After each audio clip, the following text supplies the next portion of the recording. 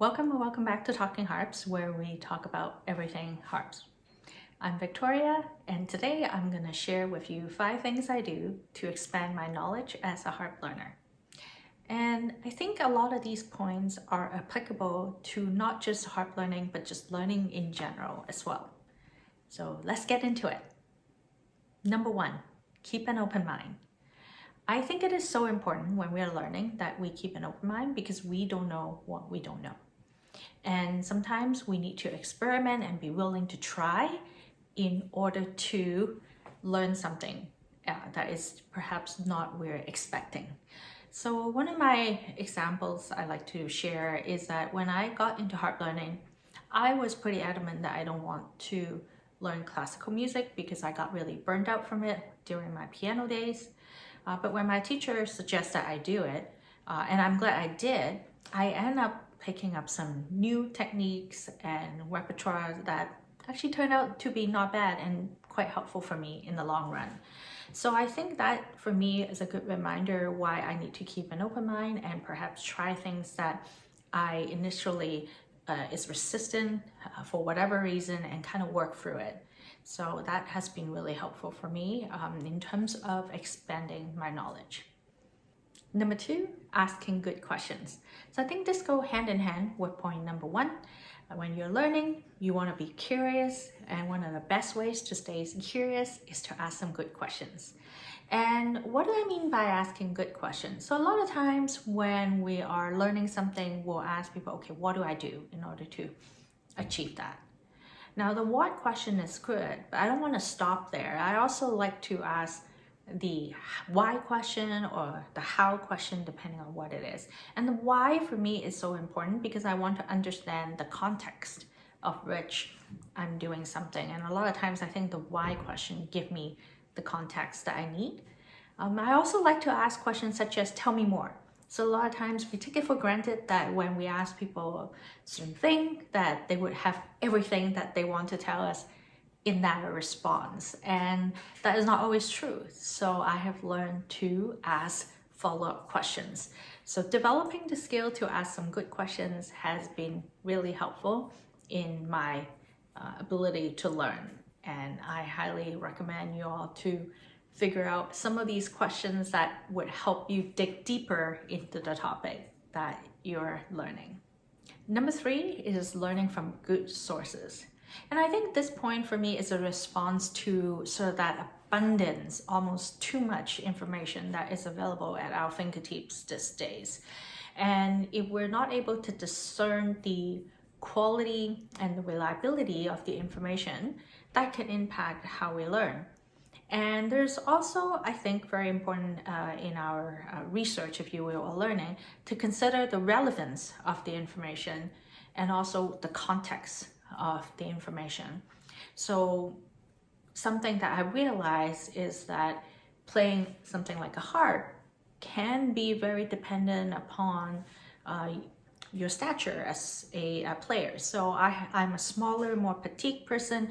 My hand has a different reach. So some of the fingerings that work really well for someone with a bigger hand does not work for me, right? So when I'm learning about fingering, it's probably more important for me to understand why we want to do certain things in a certain way, and then I can adjust and adapt and work it into my music, as opposed to learning how someone is doing it exactly their way and try to follow through because it might not work for me the same way. So I always learn to check my sources, learn to see if that information is going to be applicable to my context, and as much as possible, if we can, go back to the original source. So I think this is where, for me, these days, there are so many living composers that are also teaching. And if you're interested in understanding how they would approach that piece of music that they have composed, have a conversation with them. I think that is something that can potentially really add to your own performance of the piece or how you work through that piece of music. Number 4, understand who you are as a learner. And I think this part is really critical because we all learn differently. And there's a lot of processes out there that people share and say, hey, I did this, and this, and therefore I got really good at it. Well, that's great. It worked for them. But contextually, how does that apply for you? Do you have similar circumstances? Are you able to put in the same amount of time, for example? Or can your body play as much as they can, right? So I always thinking about part of the secret of learning is learning how we learn as a learner, and then be able to challenge our own pitfall and also play to our strengths, right? So I work better, my brain work better on weekends because I don't have to work 8 hours before I sit at the harp.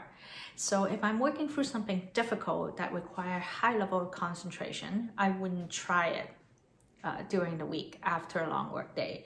I would wait until the weekend where I had a little bit more brain capacity and also a little bit more time so that I can work through it. So I think figuring out our own self as a learner is very important to make our learning effective. Point number 5 is to practice system thinking. So when you think about the world, there's actually many different things that are in it, and they're all interacting and influencing with each other. So when you think about your harp ecosystem, there could be many things at play at the same time, right? There's yourself, there's the space that you're in, and you could be sharing this space with your family, just like I am. You could have other family obligations, like people that you need to care for and whatnot, or jobs that you're working that are competing, right, for your time and attention when it comes to the harp. So I think in order to expand your knowledge as a learner, you need to think about not just the things that you're studying, but how are other things in your life interacting with that learning environment or that sort of learner in you, right?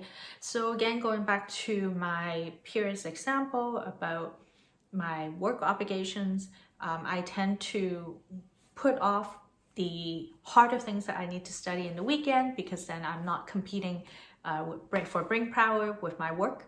It's also easier for me to get a bigger chunk of time in the weekend to myself.